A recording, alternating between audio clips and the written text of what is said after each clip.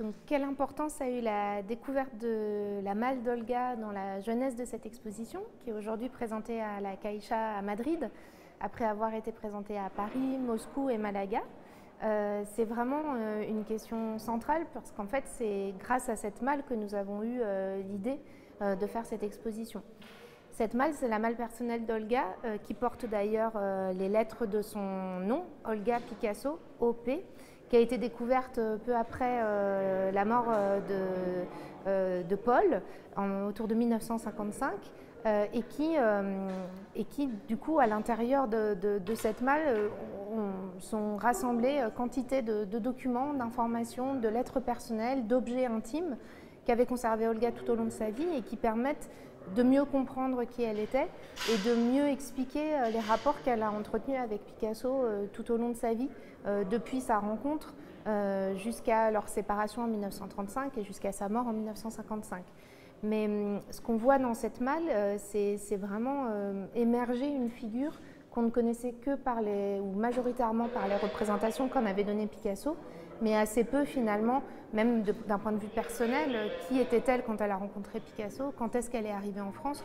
Donc ça, c'est vraiment le début de l'exposition et la raison d'être de l'exposition. Quels chefs-d'œuvre de Picasso peuvent être vus dans cette exposition? De nombreux chefs-d'œuvre. Donc l'exposition s'intéresse à une période de création assez large qui va de 1917, la date de la rencontre d'Olga avec Picasso à Rome à l'occasion de la préparation du ballet Parade.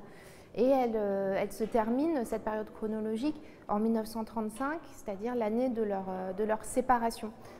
Ils ne divorceront jamais. Olga refusant de divorcer, Picasso va rester marié officiellement avec elle jusqu'à sa mort en 1955, mais ils vont vivre ensemble jusqu'en 1935. Et jusqu'en 1935, Olga va être présente dans la création de Picasso, d'abord sous une forme très identifiée à travers des portraits magnifiques qui sont les grands portraits de la période classique. Donc on compte de nombreux chefs-d'œuvre de cette période, notamment Olga, le portrait d'Olga au fauteuil de 1918, l'année de leur mariage. Quelques années plus tard, le portrait de Paul en arlequin, qui répond vraiment à ce portrait-là, de 1924, qui est aussi un chef-d'œuvre de la collection du musée Picasso de Paris. Et puis d'autres chefs-d'œuvre de la période qu'on qualifie habituellement de période surréaliste, avec le Grand Nu au fauteuil rouge, qui n'est qu'une vision un petit peu cruelle et métamorphosée d'Olga, avec une forme très déliquescente, des couleurs criardes. Et puis sur la dernière période aussi, des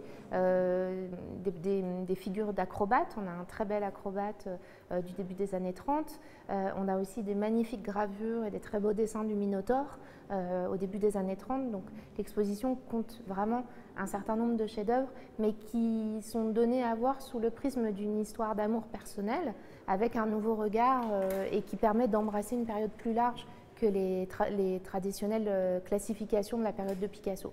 En période classique ou surréaliste, là c'est vraiment la période Olga et tout ce que Picasso a pu développer comme langage au cours de ces années de vie partagée avec cette femme.